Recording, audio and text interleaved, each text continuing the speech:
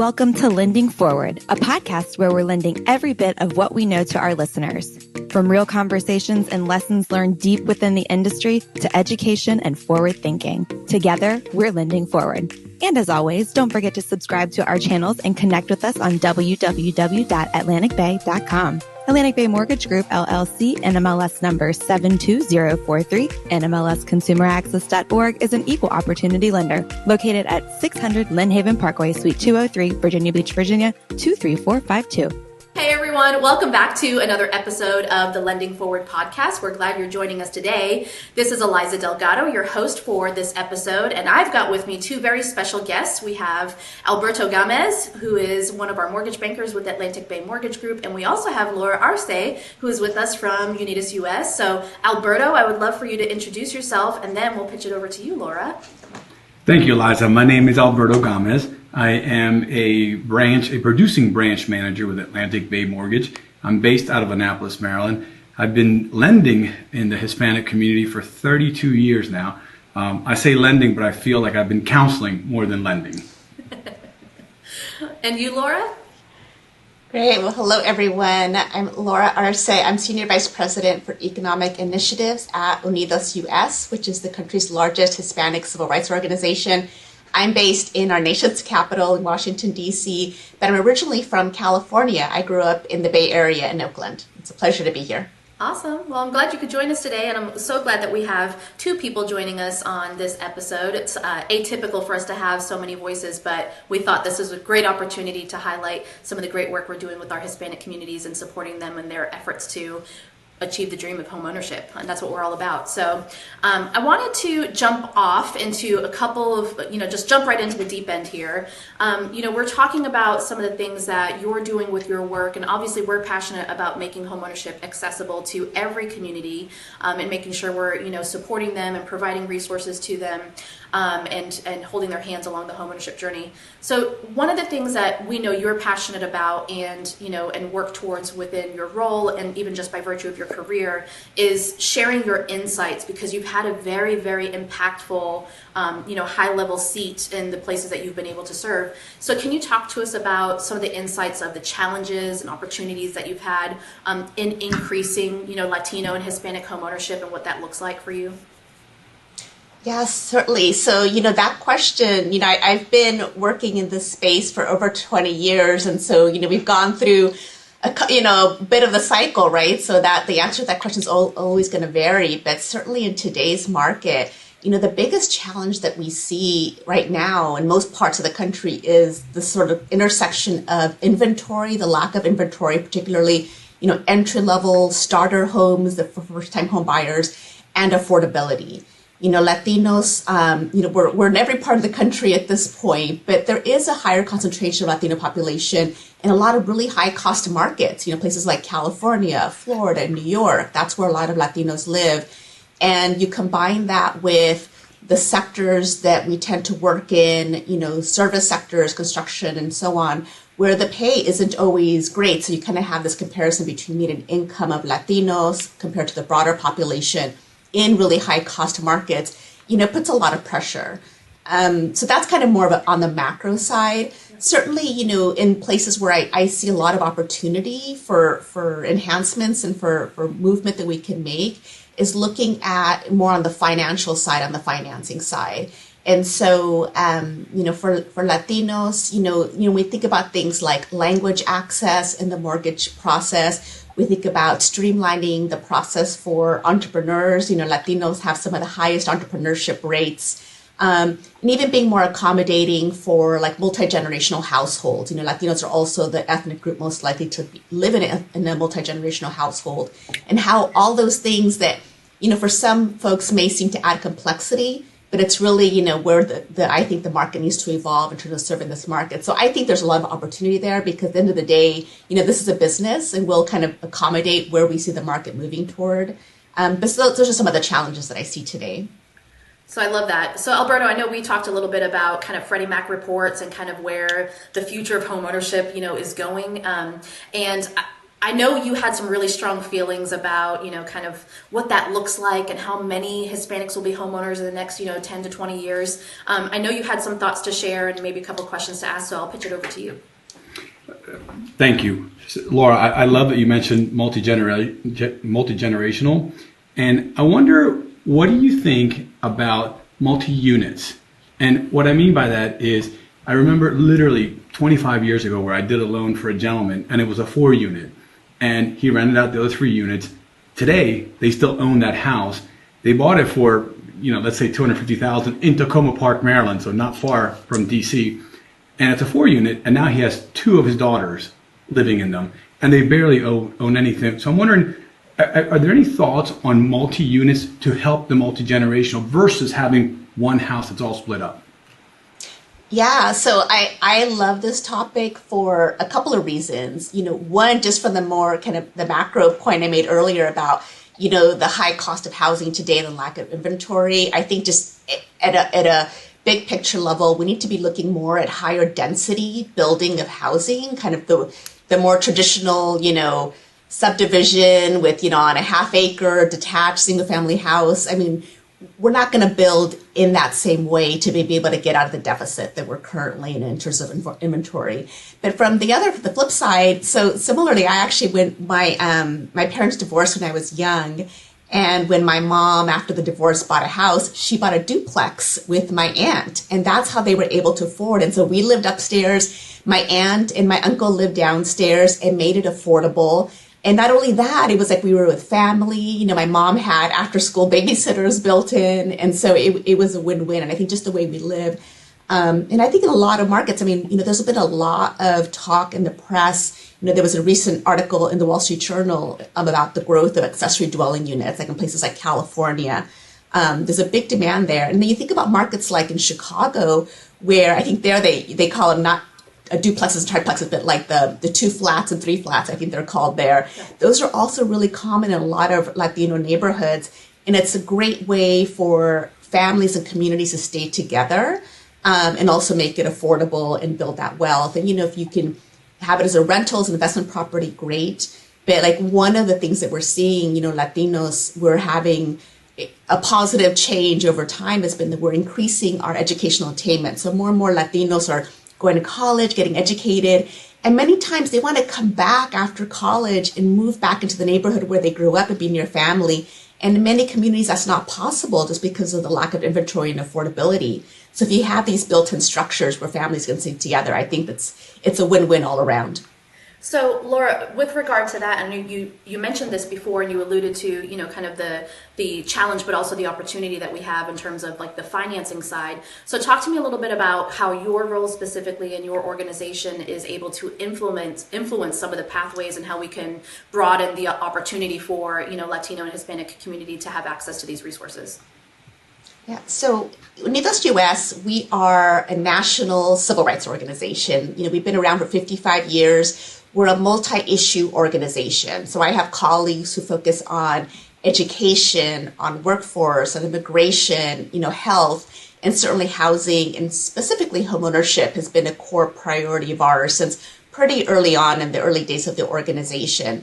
The way we go about our work, kind of the levers or the capabilities that we have, one is policy and advocacy. We're very active, in Washington, D.C., where I'm based out of, as well as state capitals in a few of our priority states, specifically California, Arizona, Texas, and Florida. In addition to that, we have a pretty big communications platform in terms of just having influence over the general public. Folks, on Wall Street and the boards of large corporations. And then the other side is programs. We run various programs with our network of community-based organizations across the country. So all of that collectively, when I think about the way we influence change, it's really around systems change. So, I'm not out there building houses. I'm not out there making mortgage loans. I leave all of that to the experts and the folks who know, kind of what they're doing. But what I'm doing is I'm trying to create environments and change systems to enable more of this work. So when I talk about systems, I'm talking about from the housing homeowners perspective, it's public policy and regulation. So you all know better than I do, the mortgage business is a highly regulated industry. Yeah. So I want to make sure that the rules that are very important for this business aren't interfering with, responsible access to opportunity. And then on the other side is what can we do to influence market practices? And so some of the things I mentioned earlier around, better serving, Latinos, and some of those might have some regulatory policy barriers, but some of them might just be, helping to build understanding around where the market opportunities are for corporations and businesses. And, one of the ways that we do that is through research. And so, kind of going deep and identifying what are some of the opportunities out there to compel change. So it's really about systems change to create a landscape that's friendly to increasing opportunities, so that all of you can do the work that you do. Yeah.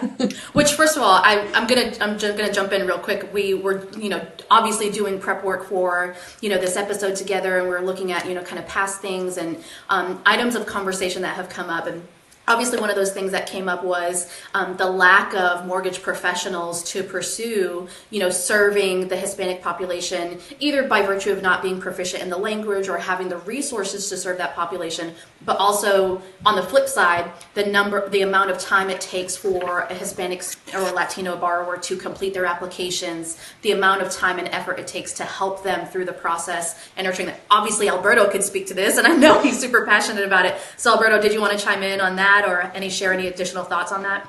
So before we got on, Laura and I got to talk a little bit about that, but I'll give you something that really, when I was doing a little bit of research, really surprised me. I knew it was long. I didn't realize it was this long. In an article in Housing Wire back in December 2022, that was called "How to Reach the Growing Segment of Hispanic American Homebuyers in 2023." And something that it said was, applying for a mortgage can be challenging for many Americans, and Spanish-speaking applicants are even more likely to find the process time-consuming and hard to understand. Of those surveyed, nearly a quarter, 24%, took 3 weeks or longer to fill out the mortgage application, and many ended up giving up altogether. So it goes right back to what you're talking about, your systems. And one of the systems I just don't see any other way around it right now, Laura. Maybe artificial intelligence will help us with this, I'm not sure, other than come in, sit down, and do the one-on-one. But I know that you're a big fan of people first starting out with a nonprofit organization that can guide them through the steps. Now, here's my question to you, though. So Freddie Mac and the Urban Institute have forecasted that 7 out of every 10 first-time home buyers from now till the year 2040 are forecasted to be Hispanics. What comes to your mind when you hear that?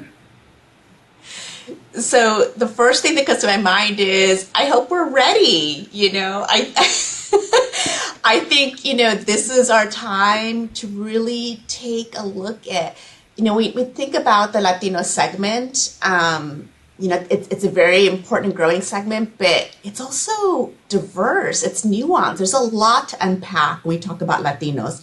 You have folks who are recent immigrants. You have people, especially like in parts of New Mexico and Texas, who have been here since before New Mexico and Texas were part of the U.S., and then you have, different parts of the country.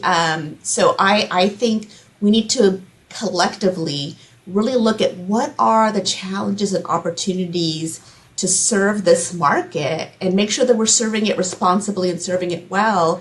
And, to your earlier point, I think the one theme that I do think cuts across, pretty much however you kind of unpack what it means to be Latino in the context of home buying is the importance of trust. And for me, this is a lot why I am a big advocate, and Unidos, we're big advocates of nonprofit housing counselors. Latinos historically have not had a high homeownership rate, so it's less likely that we're going to have, a mom or dad or uncle or aunt who have gone through the process, who can kind of guide us through it. We're kind of out there. We're reliant on, loan officers, realtors, and other professionals to help us. And there are a lot of realtors and loan officers out there who are going above and beyond, to make sure that people are, in the right product. But at the end of the day, too, like I think it's really important for people to have, unbiased information that centers them and what's best for them and, in the long term. But I think trust is really a big, important component. And to the earlier point that, you made is the importance of diversity and representation in the industry. I mean, that's how we're going to get there. Yeah. Alberto, did you want to keep going? Go for it. I know that that you're passionate, Laura, about home.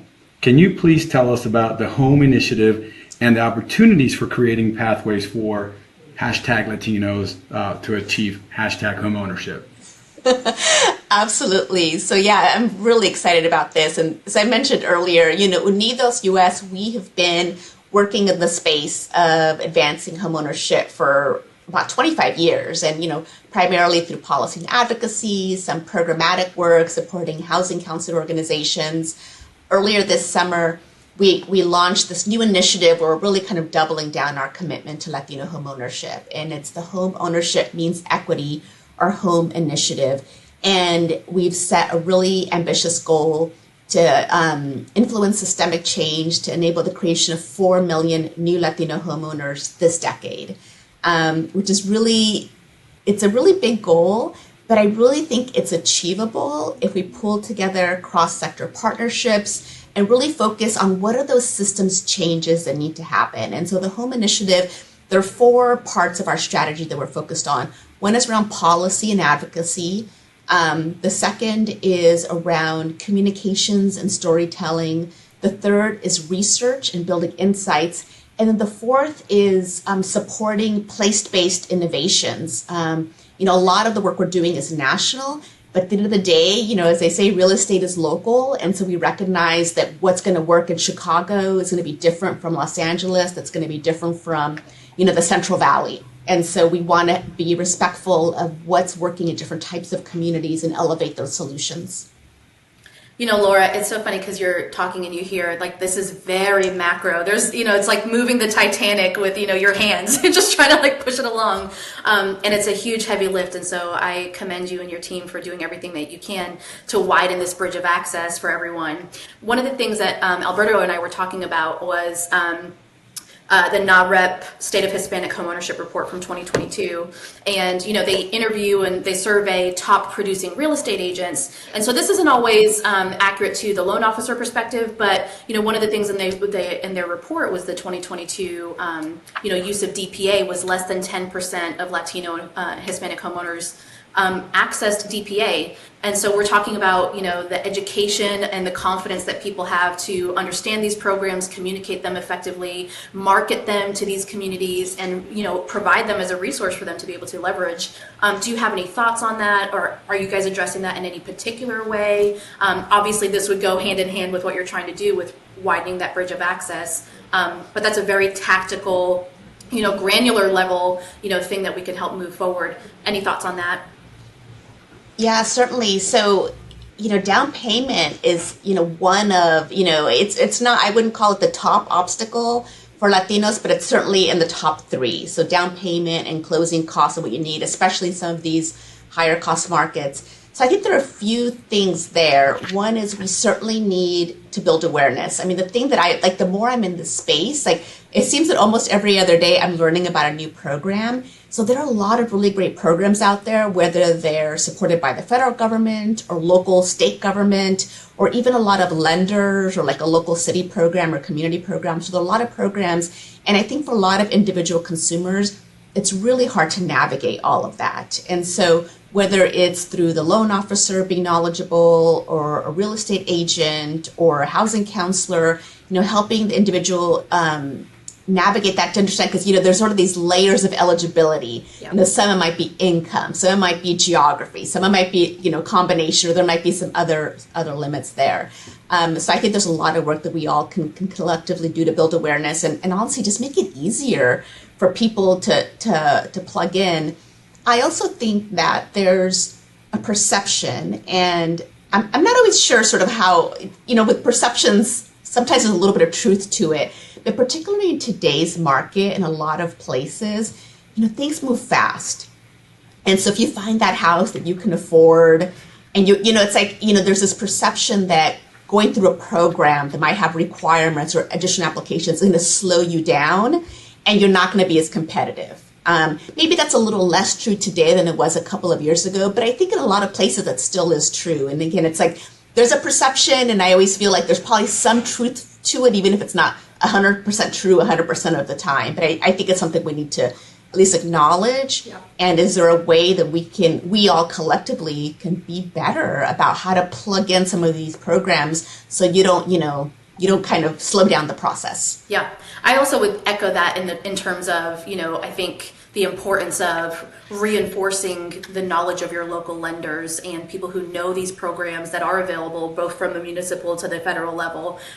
You really wouldn't get that from, some of another competitor or another brand unless they really know your market and know what's available in your state or in your region. So, Alberto, did you have any thoughts on that as well? Laura, you're spot on. I can't tell you how many times when there's multiple contracts and one is like, let's just use, for example, the Maryland Mortgage Program, which is a great product, and you have a conventional 20% down, the sellers, I'm not sure who makes the decision, but it ends up going the route of the 20% down program because it's seen as easier or more guaranteed. But one thing, Laura, I like to bring up is on a local level, we have a lot of programs, Maryland Mortgage Program, we have this, we have that, we have all kinds of different programs. But there's one program on a national level that I think as an industry we haven't done a great job in promoting. I know that I push it a lot when you talk Bay Bridge, Chesapeake Bay Bridge East and northern Baltimore and south of where you are, and that's USDA. A lot of people don't realize that USDA has been doing, historically they did loans for people that were either residents or citizens. They've opened it up for people with work permits. And what I applaud them is that they did not lock down, say this category, this category, this category. No, what they've done is you go into the SAVE system, SAVE, and you plug it all in. And it's a great opportunity for the Hispanic community to get into areas that are considered rural, but a lot of them, you wouldn't believe how close they really are. I wonder if you had any thoughts on how we can improve that message out to the public when it comes to programs like that are national. I mean, USDA is everywhere in the U.S. Yeah, no, I love that you brought up USDA because you're right. I think we focus a lot on conventional and FHA lending, but the USDA program is really great.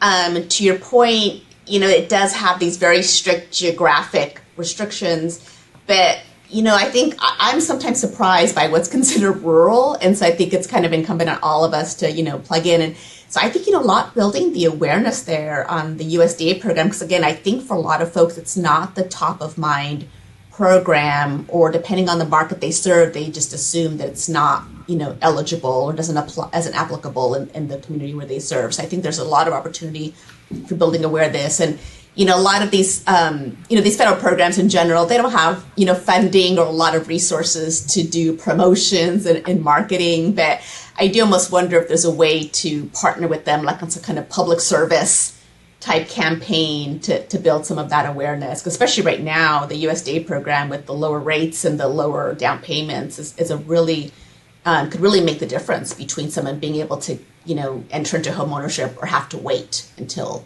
the market shifts. Okay, great. Anything else on that, Alberto? I can bring up something else. Yeah, go for it. So, Laura, recently on a Comcast Newsmakers episode that you were interviewed, you mentioned the foreclosure crisis of the last decade, where many Latinos lost their homes to foreclosure. I was that whole time was very painful for me to watch what was happening, and we could have all kinds of conversations about that. But you mentioned that in the last 8 years there has been a steady recovery in Latino home ownership, and that Latinos have been the only demographic group to see consistent annual growth in their home ownership rate. Can you tell us what you are seeing that is driving this? Yeah, so, I was at the Federal Housing Finance Agency during those foreclosure years, so I would get the numbers, and it was really sad because leading up to the foreclosure crisis, we were seeing this big growth in, in improvements around closing the homeownership gap, particularly for communities of color. And the foreclosure hit, and it seemed like these communities were like the first in line to, make that loss. And, and I think a lot about Latinos in particular, and the work that I do, and like surveys that we've done. It's clear that the Latino community generally as a whole, and of course there's always exceptions, but generally our community really values homeownership. Like it's like the first goal when we come to this country. When we it's sort of that marker of success, that marker of we're here, we've arrived, and now we're secure. We have our home, we have a place for family to gather. And on the positive side, that makes us we're willing to work hard. Tell us what we need to do to achieve homeownership, and we'll do it, and we'll get there. On the flip side, I believe that sometimes makes us vulnerable to, predatory actors, to others. And so, so that just a little bit of kind of what I think kind of played out, particularly with the Latino community. But that passion and that drive for homeownership, even though all that bad stuff happened, it's still there. And so once families begun to recover, you started seeing that growth. And I do want to, acknowledge, you mentioned NAREP earlier in their State of the Hispanic Homeownership Report. That's from, data from their most recent report as well. And I think a lot of it has to do with, the economic recovery and just really prioritizing homeownership. As soon as we've come back, started saving money again and being, able to buy a house, that's what we prioritize. And so that's where you see the positive, consistent growth. And we're the only ethnic group to see that consistent increase in homeownership all those years. And I think it just demonstrates the value that our community places on homeownership. So along those lines, referring to, your time at the FHFA and, some of the lessons that you learned during that time, is there anything that, in addition to what you've just mentioned, that you've carried forward that was a critical learning with regard to, some of the mortgage servicing policies and some of those things that obviously you were in the trenches on and have carried forward into your career now? Yeah, I think, a really big and simple one that many of us collectively learned is, if we want to help people, you have to make it easy. You can't sort of, kind of build in all this bureaucracy. I think in the early days of some of the foreclosure prevention programs, there was a lot of concern about fraud, and there were all of these attestations and documents and forms people had to sign, and then we didn't have the systems in place. And so, people kind of got, lost in the process, and it was overly complex, and people lost trust and confidence, in the system. Where at the end of the day, I mean, there were a lot of audits and reviews done. The incidence of fraud was tiny. I mean, the bottom line is these are families who wanted to do what they needed to do to keep their house and keep their family together. And if we are honest and sincere about wanting to help families, whether it's avoid foreclosure, enter into homeownership, you gotta eliminate the friction, the unnecessary friction, and the unnecessary bureaucracy, and just give people a clear path forward. And again, if you kind of just show them the way, if that's their goal, they'll follow you. Whether that's going to be they need to do some fixing up of their savings or credit in 3 months, or whether it's going to take them 3 years. Just show them the way, and they'll do it, and they'll get there. Yeah. It's so funny because my parents are also immigrants, and so my whole family is in another country. So I understand how people who are living in a whole different culture, a whole different set of rules. It's intimidating to take those steps, especially with regards to what your credit could look like, how much money you need, all these signed documents. You could be signing your life away. Nobody knows unless that trust factor is there. So that's such an important point to keep reinforcing is without the trust, even for general population, without the trust, we really don't have a business because we're in the people business. So exactly. It's a great point to reinforce. With all that being said, I think there's some important initiatives that we're obviously, talking about today and things that we want to make sure that we're getting across. Is there anything in addition to what we've covered today that you want to make sure that we're sharing or that we can continue to promote on your behalf, or anything that you would find is, kind of your next 3 to 5 year mission specifically that you want to crystallize in kind of this conversation? Yeah, so I would maybe kind of reshare a couple of things. Yeah. You mentioned, I talked a little bit about UnidosUS earlier. I would direct people to our website, UnidosUS.org. On there, you can search for our affiliates and also search for housing counselors. So depending on what market you're in, if you're interested in just meeting organizations that are providing housing counseling or education in that local market, you should be able to link up geographically with folks there.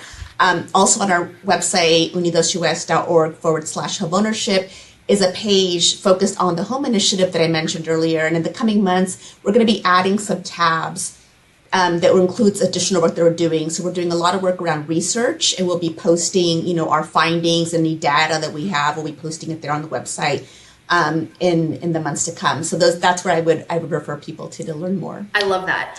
And with our last couple of questions, the first one being, I always want to ask, when we have guests on the podcast, like if you were to inspire the next generation or hand off a baton or give them some encouragement on, what some future endeavors could look like for them, what advice would you give to the future mortgage professionals or real estate professionals that want to serve these minority communities? What would you want them to start working on now as they start their careers?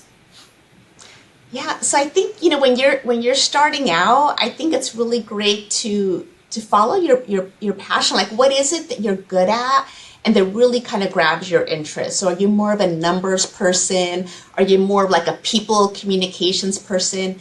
And just really build on that and figure out how that specific skill can really help someone. So, for example, if you're really good at like the forms and the numbers, maybe you volunteer, at like a free tax prep site, and you're helping people, but there's something about sitting across the table with someone and really helping them with their specific situation. You're going to learn a lot for yourself through that process. It's going to help your career down the road. So that's, I would just, kind of see what you're good at and kind of continue to build on it while also helping someone. Laura, I'm so glad to hear you say that, because I do that at a place in Easton, Maryland that serves. It's a multicultural resource center. It's the Chesapeake Multicultural Resource Center. They help with things like immigration, health. They call me for housing. You mentioned your website. What does an organization, a nonprofit organization, need to do to be approved by UnidosUS to give housing counseling?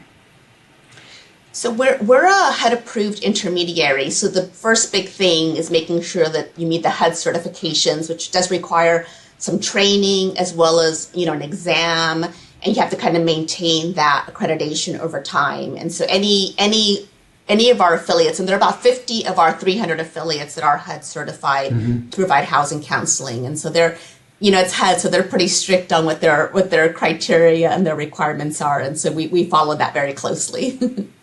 Great. Awesome. Let me run some quick numbers at you. Okay. 62 million Latinos live and work in the United States. I got these from your website, so you know these numbers. $2.7 trillion to the economy. According to the 2019 U.S. Census, 80% are U.S. citizens. That's almost 50 million Latino Americans. Mm-hmm.